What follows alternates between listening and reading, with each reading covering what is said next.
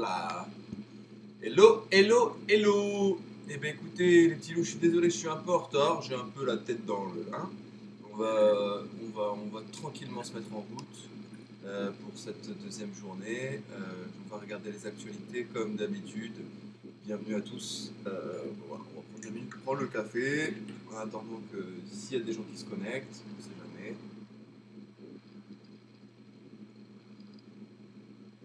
Ce matin, c'est la revue de presse, comme d'habitude. Hein. On va prendre les bonnes habitudes, donc ce sera un tour, un édito. J'ai été voir un petit peu les news. Il n'y a pas énormément par rapport à hier. On va pas faire des redites, hein, pour pas faire des matinales tous les matins avec des sujets qui n'ont pas d'intérêt. Je pense que je vais modifier un peu le rythme et je vais en faire peut-être en fonction de l'actualité. Et s'il y a des moments qui se présentent où il y a vraiment besoin de détailler, là pour le coup, je ferai un peu plus de live. Je pense qu'on va partir sur l'idée de faire uniquement 2 lives par semaine pour la matinale. Ça suffit largement pour réacter aux infos. Comme ça, on aura plus de choses à se dire et ça durera peut-être un petit peu plus longtemps. Mais là, aujourd'hui, c'est beaucoup plus court. Vous allez voir, je vais boire mon café. Je vais démarrer. Et une fois que j'aurai bien démarré, bah, écoutez, on pourra passer aux news.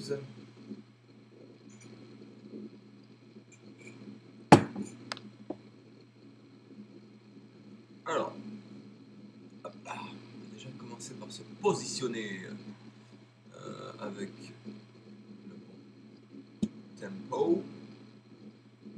On va aller sur Watch.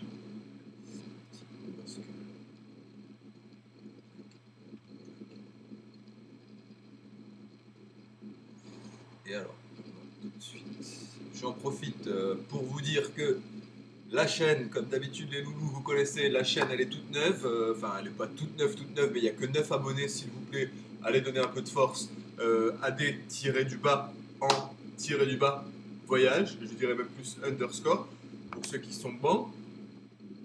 Il va y avoir la revue de presse, pardon, tous les jours qu'elle sera faite, je filme, j'enregistre. Donc du coup, après, je la publie. Donc si jamais vous n'avez pas la force de regarder à 10h30, vous êtes occupé à 11h, vous avez d'autres choses à faire, et je le comprends, vous travaillez, vous avez plein d'autres choses, et ben, vous pouvez aller cliquer et retrouver la revue de presse de chaque édition. On a aussi créé une petite playlist, et n'oubliez pas, quand on va sur Twitch, évidemment, d'aller suivre pour ceux qui ne l'ont pas fait. Vous pouvez juste cliquer là, ça vous amène vers mon profil Twitch. Comme ça vous permet de me suivre et de me donner un peu de force aussi. On va vérifier qu'on est en ligne. On va vérifier qu'on ne parle pas, on parle bien à la planète entière. Là, le son il va doubler. Donc, je vais couper le son. Voyons, ça fonctionne. Est-ce que ça fonctionne? Ça a l'air. Oui, ça a l'air. Ok. Et ben voilà, du coup, la page, hein, du coup, n'hésitez pas, c'est là. J'ai épinglé YouTube ici, hein, d'accord, super. Et ben voilà, je vous remercie. Je vous remercie pour ceux qui soutiennent, pour ceux qui regardent. Merci beaucoup. Alors, j'ai repéré beaucoup de choses. On va commencer, on va faire un peu aussi technologie, je pense, parce que moi j'aime beaucoup la tech, donc je suis pas non plus un pro de la tech, mais je suis passionné depuis des années, donc j'ai quand même un petit skills.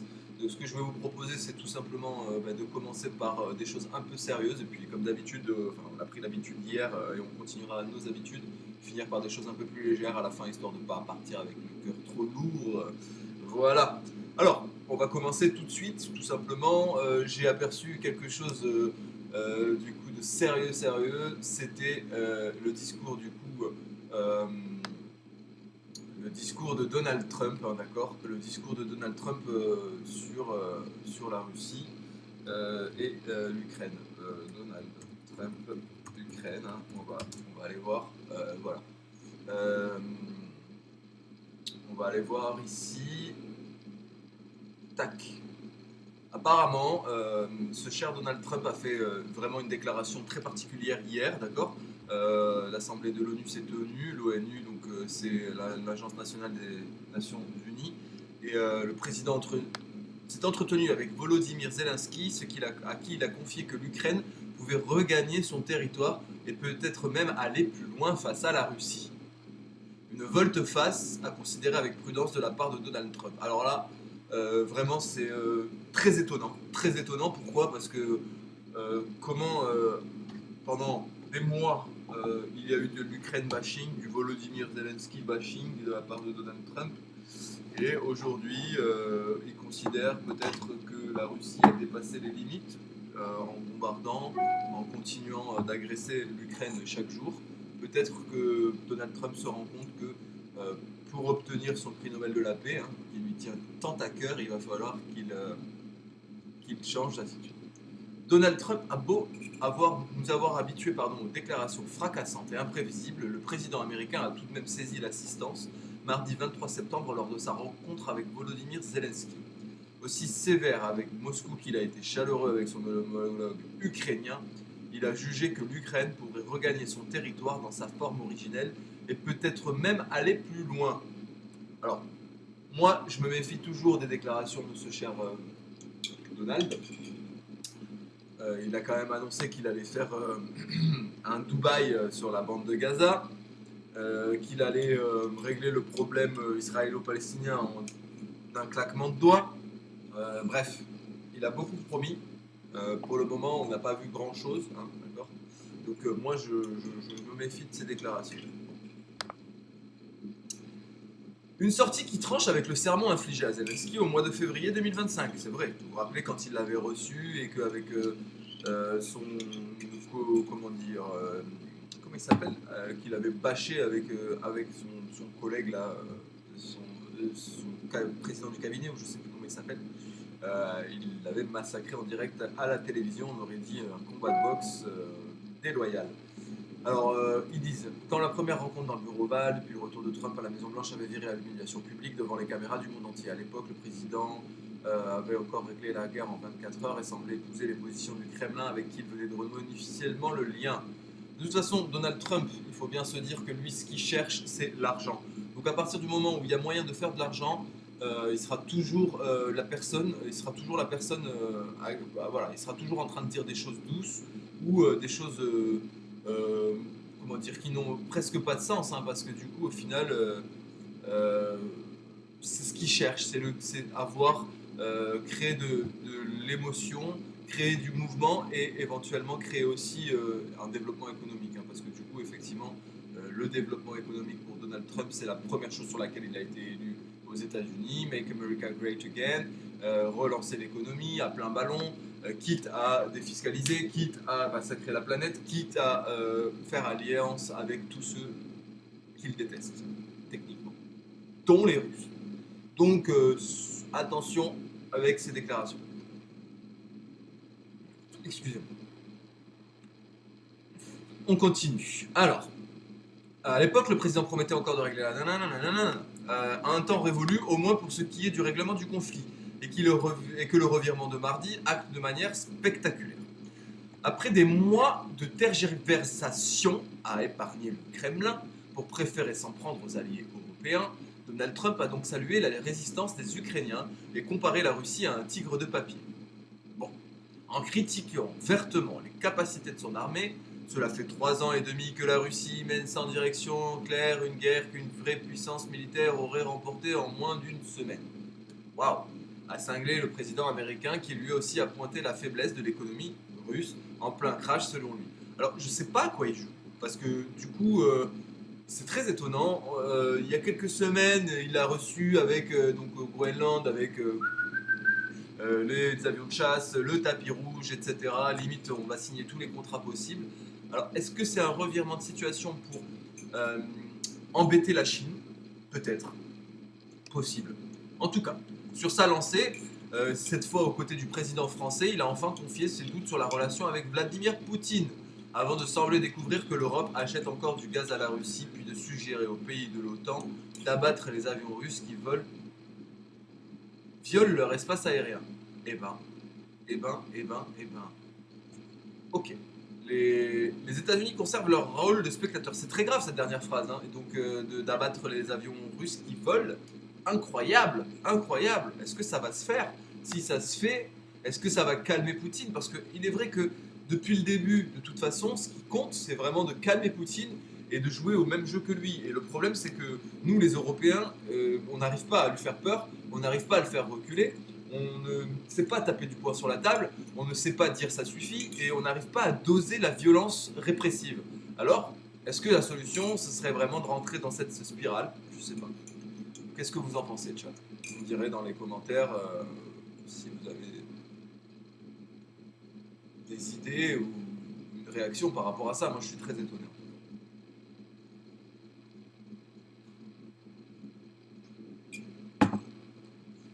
Les États-Unis conservent leur rôle de spectateur. Changement de ton ou changement de cap. La stratégie de Donald Trump reste à prendre avec beaucoup de précaution. Tant le président américain varie dans ses prises de position. Attendez, je vais chercher mes lunettes. Ça sera mieux.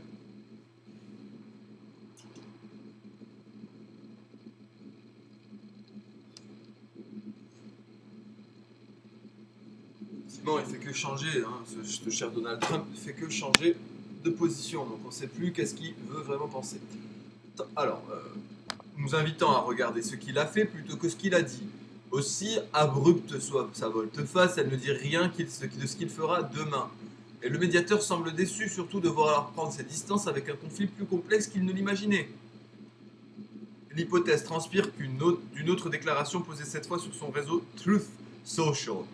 Nous allons continuer à fournir des armes à l'OTAN pour que l'OTAN fasse ce qu'elle veut. Dans tous les cas, je souhaite le meilleur aux deux pays. Bonne chance à tout le monde. Mais quel fils! Mais comment tu peux dire ça? La déclaration, elle est irréelle, gros. En gros, il donne des armes, et tant que lui, il donne des armes, il est content, puisque on les achète, ces armes, hein, bien évidemment, on les paye. Bonne chance à tout le monde. Mon Dieu. Derrière cette formule bien désinvolte, un constat émerge possiblement dans l'esprit du président américain. Si l'Ukraine peut gagner, à quoi bon négocier? Si la Russie s'affaiblit, pourquoi la sanctionner? Finalement, pourquoi ne pas rester en retrait et laisser les Européens assumer la charge et l'issue d'une guerre qui est à leurs frontières? Les marins vous diront qu'à force de changer de cap, on finit par tourner en rond. Eh oui. Bon. Eh ben, c'est inquiétant quand même un peu, je trouve. Voilà, donc c'était pour vous dire déjà la volte-face de ce cher Donald. Et donc on va basculer du coup sur Le Monde et Le Monde qui nous dit la guerre en Ukraine, le Kremlin affirme que la Russie n'a pas de solution alternative à la poursuite du conflit. Au lendemain d'une volte-face de Donald Trump qui s'en est pris à la Russie et a fermement soutenu l'Ukraine, le porte-parole du Kremlin, Dmitry Peskov, a estimé que le rapprochement entre Washington et Moscou voulu par le président américain était pour l'heure infructueux.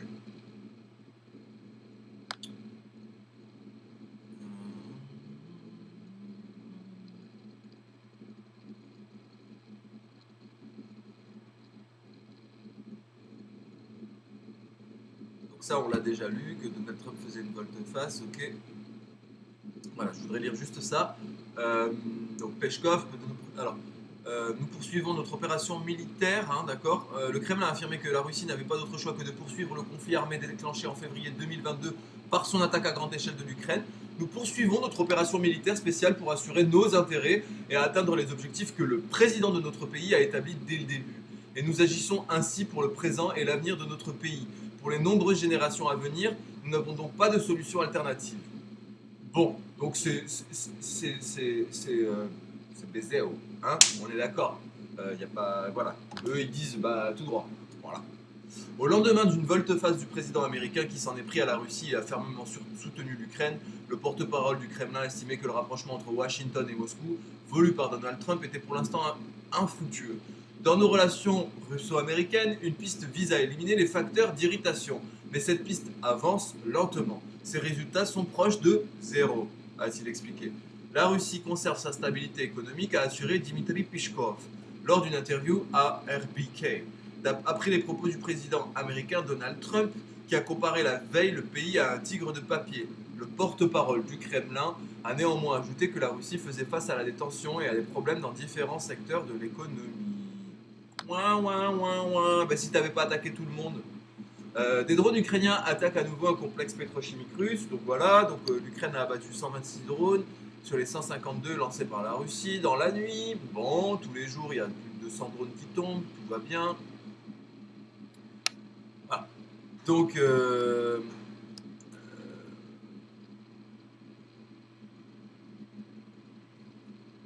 ça? Ok. Ça me plaît pas trop. Ok. Je sais que ça fait polémique, alors on va aller voir un peu.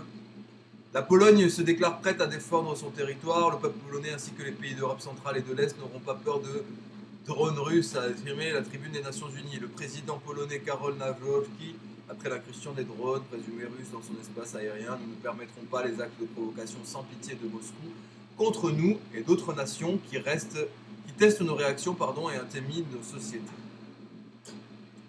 Ça chauffe. Ok. Emmanuel Macron se félicite des déclarations de Donald Trump sur l'Ukraine. Emmanuel Macron a salué la volte-face de Donald Trump qui a jugé que l'Ukraine pourrait regagner son territoire dans sa forme originelle et peut-être même aller plus loin face à la Russie. Je me félicite de voir que le président américain croit dans la capacité de l'Ukraine, pas simplement à tenir, mais à faire valoir avec ses droits avec nous, a dit le président français. C'est parce qu'elle refuse le double standard, ce deux poids, deux mesures, que la France s'engage aussi aux côtés de l'Ukraine, comme elle le fait pour la paix au Proche-Orient, a également déclaré M. Macron, qui a mis en garde mardi à la tribune de l'Assemblée générale des Nations Unies contre le risque de voir la loi du plus fort l'emporter et l'égoïsme de quelques-uns l'emporter. Ah ben dis donc, merci. Alors, faites ce que je dis, mais pas ce que je fais. Exactement, parce que l'égoïsme de quelqu'un l'emporter, la dissolution, mon petit pote, excuse-moi, et le risque de la loi du plus fort l'emporter, vu ce que tu as fait à l'économie française, excuse-moi, la privatisation à tout va, merci. Enfin bon, je dis ça, je dis rien.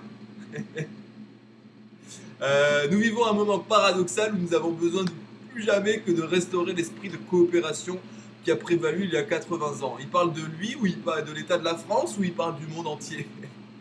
Et oui, et où pour autant, nous sommes en train de nous diviser, et où il faut bien le dire, les divisions au sommet de l'ordre mondial, la fracturation du monde nous freine dans nos capacités collectives à régler les grands conflits du moment ou à relever les défis qui supposent de nous entendre. Selon le président français, les pires critiques de l'ONU sont aussi celles qui veulent changer les règles du jeu, sûrs qu'ils sont de leur domination et plus intéressés à partager le monde qu'à dégager les compromis nécessaires au bien commun. Ok. Alors, on va basculer justement, ça c'est pas du tout ça que c'est pas tout de suite. En direct, Jean-Luc Mélenchon dénonce une attaque contre des gens sans défense à bord de la flottille pour Gaza. Qu'est-ce qui s'est passé? Les militants pro-palestiniens de la flottille en route pour la bande de Gaza ont affirmé mardi avoir été visés au large de la Grèce par de multiples drones.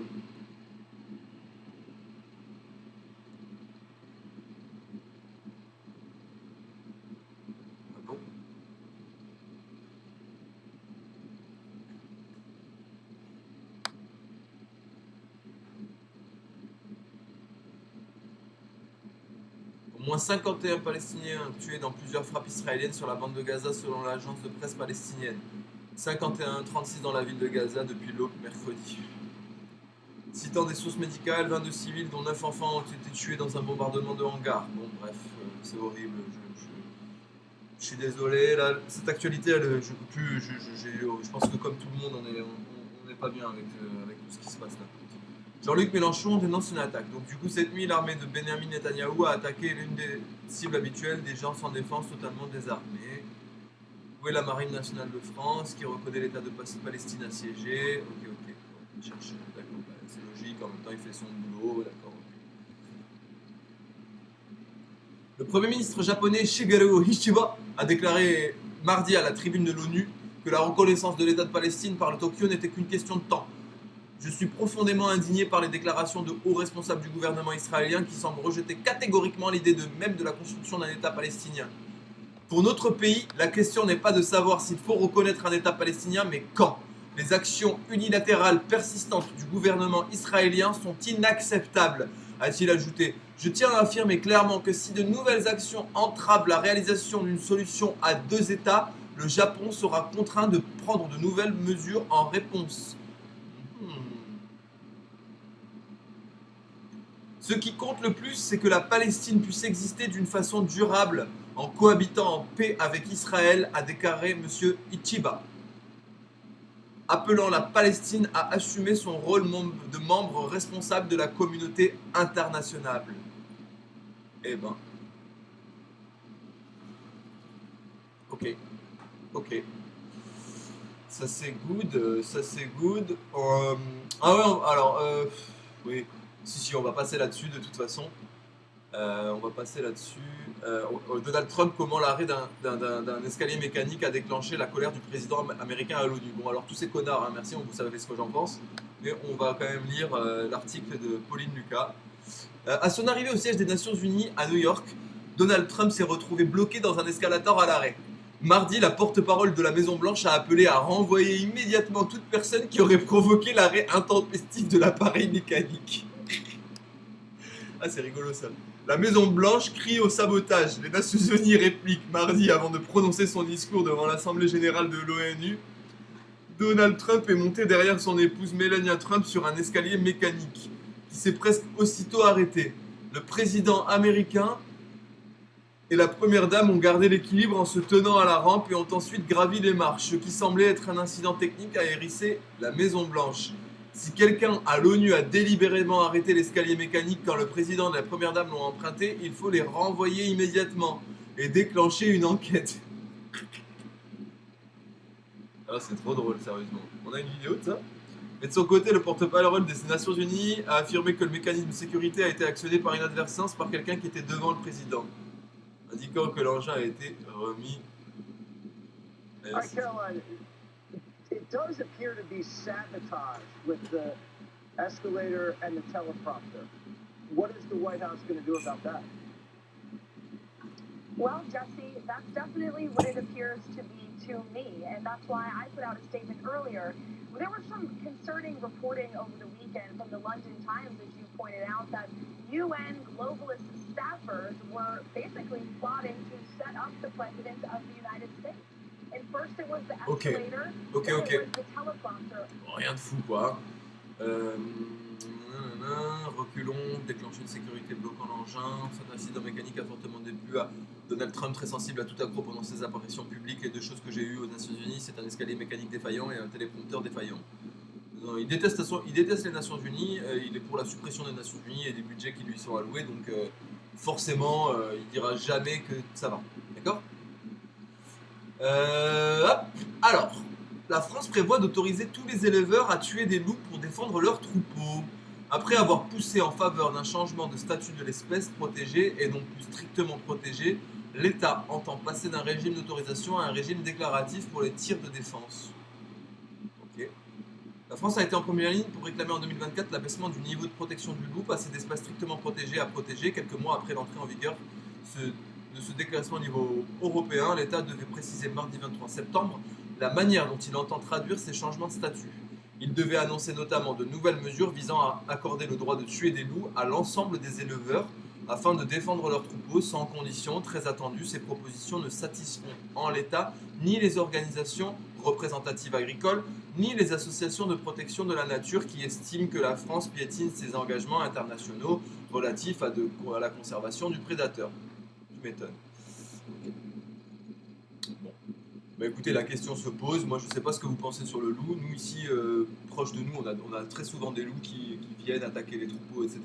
Je sais que pour avoir travaillé un petit peu avec des agriculteurs et des éleveurs ici, quand j'étais employé dans des magasins horticoles, effectivement, c'est un fléau. Et effectivement, c'est très compliqué pour tout le monde.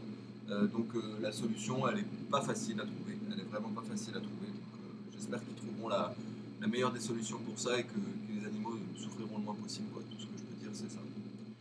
Alors, on va passer sur un autre sujet, on va passer sur des sujets qui me passionnent un peu. On va revenir ici, parce que je vais vous faire une partie bons plans aussi à partir d'un moment. On va faire des bons plans informatiques, téléphonie, etc. On va essayer de trouver du coup les meilleures offres et tout ce qui s'ensuit, d'accord ?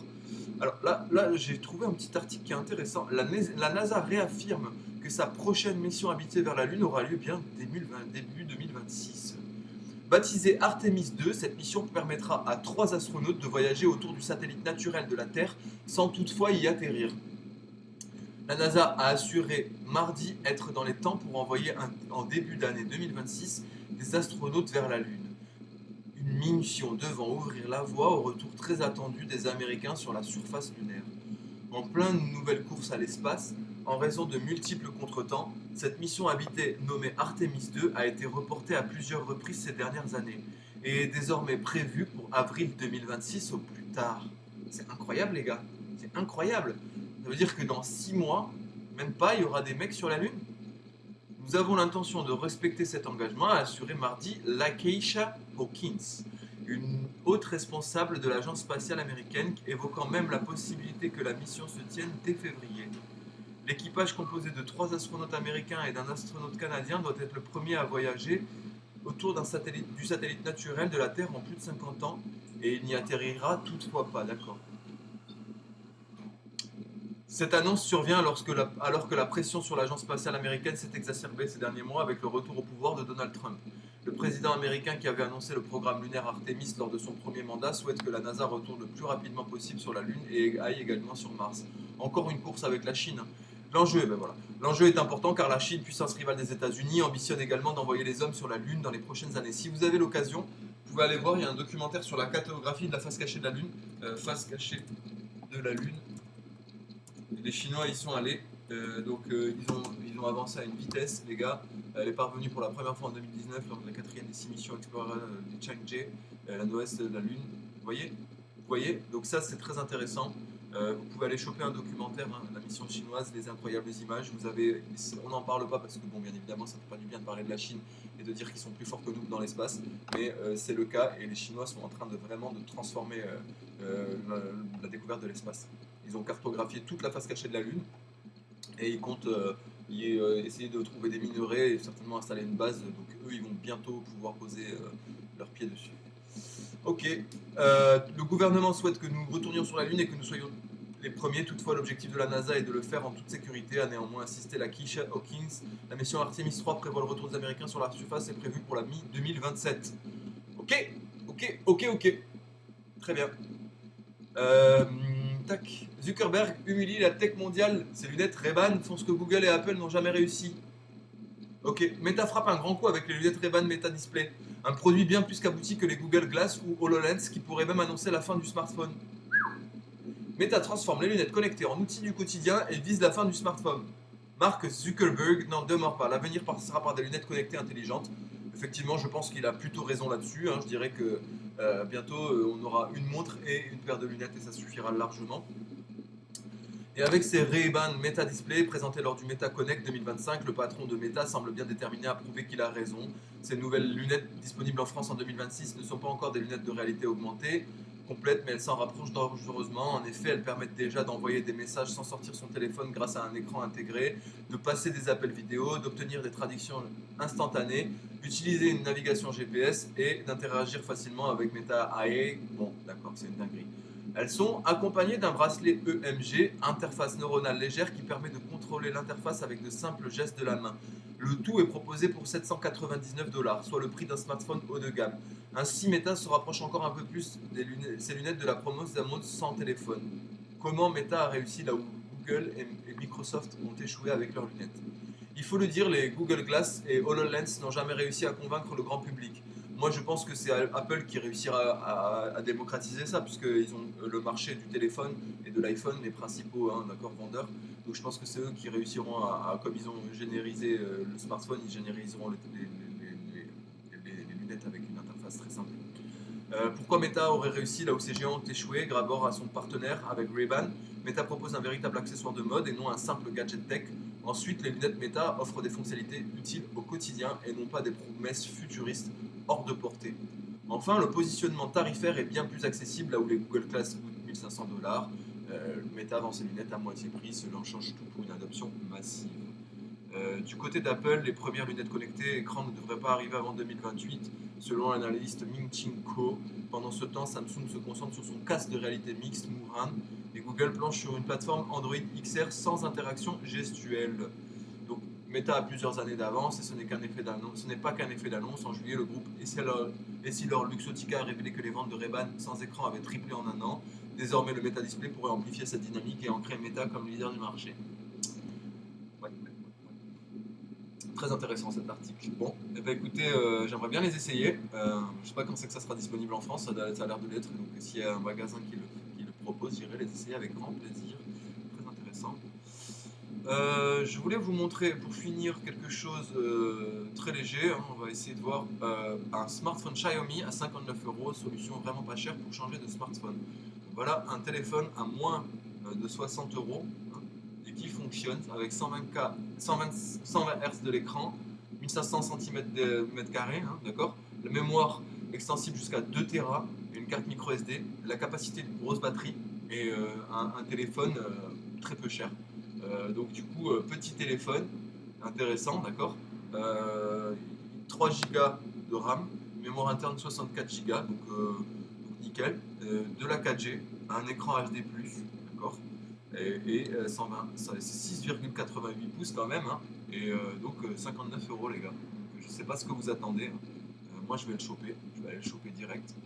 Et je vous fais des gros bisous. On va arrêter là la revue de presse parce que j'ai des petits rendez-vous tout à l'heure. Mais j'espère que vous avez kiffé. On a été rapide aujourd'hui. Je mets tout ça en ligne de toute façon. Et mangez bien, amusez-vous bien. Et passez une belle journée surtout. Et je vous dis à très vite. D'accord? Prenez soin de vous.